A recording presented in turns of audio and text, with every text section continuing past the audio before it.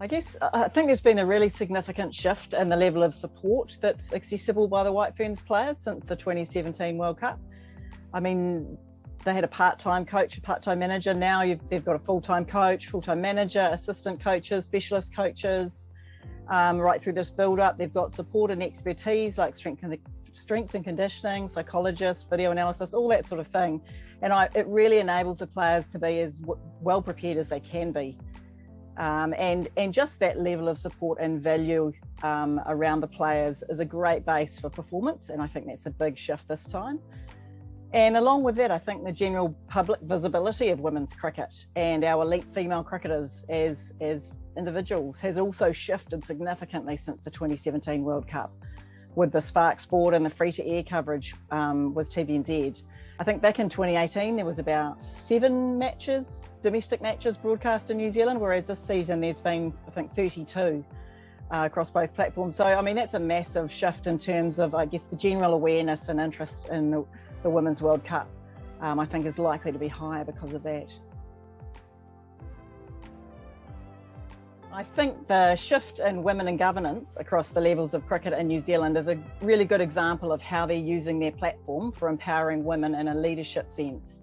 I mean, they've shifted from back in 2016, there were 11 female directors, and that's across the national body, the major associations, which are the regions, and the districts. And as at the end of last year, that was up to 81 female directors. And so out of a pool of 220 governance roles, women are now in 37% of those roles. And that's across the system. It's not like a lot of sports are trying to tackle that at a national level. That's actually something across the levels of cricket and the cricketing system, which is a pretty powerful platform.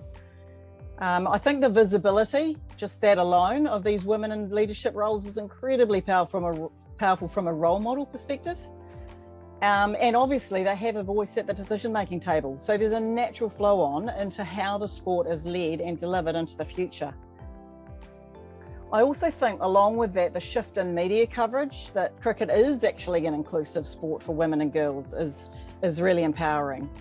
I mean, there's been I think, a pretty large-scale visibility change for women's cricket, but I think it's the little shifts that really has an impact on the ground. So district associations, so that's kind of in your local area, their Facebook pages promote cricket development opportunities for boys and girls. I mean, that was almost unheard of, 4 or 5 years ago.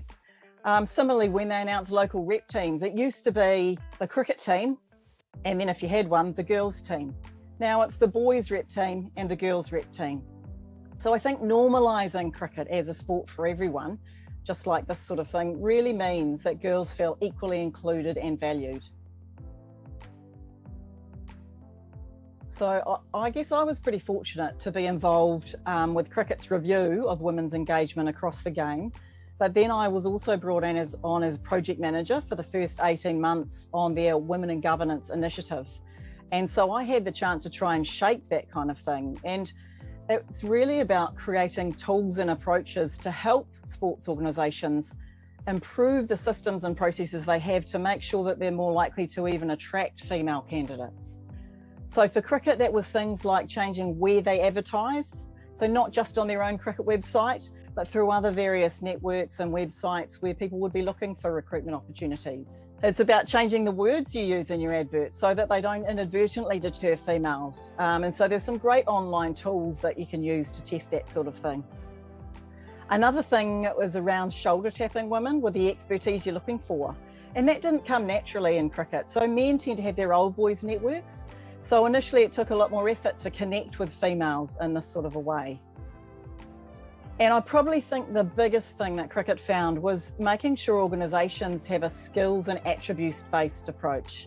So whether that's for the board members, for governance roles, or for other individual roles, it's really identifying what skill sets are needed. I think cricket, certainly from a governance perspective, they had an unwritten rule you had to have played cricket, and typically at a high level. And while it's important to have cricket knowledge on a cricket board, obviously, that's not something all candidates need. So it's really about identifying what skills and attributes you need, and in a board, reflecting what you've already got, what the gaps are, and then that really helps open up those opportunities for female candidates. And for those organisations using recruitment agencies, it's actually about requesting they give you a shortlist that's 50-50 males and females. And if they don't do that initially with the roles you're looking for, then it's about going back and saying, well, keep looking until you can find them. Because it's not that they're not there. It's just the fact that, again, the networks, the places they look aren't necessarily ideal. And it's also about having a diverse interview panels. So males and females, cricket people and independent people, so that you actually broaden the thinking around the decision making when you're making these appointments. Appoint Better boards with Sport New Zealand have created a great pool of governance-ready female candidates, which is a really great practical approach for organisations to see there are capable women out there and available to consider. Because often one of the things early on is we go, oh, but there aren't any, which is obviously a load of rubbish, because there are. One piece of research that always made an impression on me was the fact that actually if you have 4 people that you interview in your final 4, if you have 2 males and 2 females, if you have 2 males and 2 females, you're still highly likely to pick the male candidate. So it really just shows that there's a lot of unconscious bias in the system that you need to really consciously address. So it's about making conscious decisions to make diversity or equity relevant to these roles, and putting these sorts of approaches in place that give you an even chance of finding great female candidates to choose from. In cricket, in the officiating space, for example, they've created a women's umpire panel specifically to develop talented and aspiring females. And they've appointed females to national scorers and scorer development panels. Again, they've consciously recognised that's a gap and an opportunity to put in place approaches to address it. I guess one of the key things is women don't want to get appointments just because they're women, but they do want their skills and expertise to have a fair shot at being seen and considered equally alongside their similarly skilled male counterparts. So it's putting those processes in place that can really make that a reality. I mean, hosting 3 Women's World Cups naturally provides significant international visibility for women in sport to audiences across the globe. And it does that in a country with a sports sector, I think, that's been working really hard to improve around gender equity. I mean, there's a huge amount of work going into hosting these global events, and especially with COVID and all the rest of it, to really make sure that they get that profile that they deserve. And they put a spotlight on female sport for the year of 2022. I mean, that's super exciting. But I think that visibility gives sports organisations themselves the opportunity to highlight their own initiatives and the actions that they're delivering to try and improve gender equity and opportunities for women and girls in sport. I mean, the IWG Women in Sport Conference that we're hosting in November, it's got the motto, change inspires change. And I really think that these Women's World Cups give us a chance to recognise women's sporting endeavours and success at that high level, really raise the profile of New Zealand as a leader that's trying to improve women and girls' engagement in all aspects of sport and ultimately in society.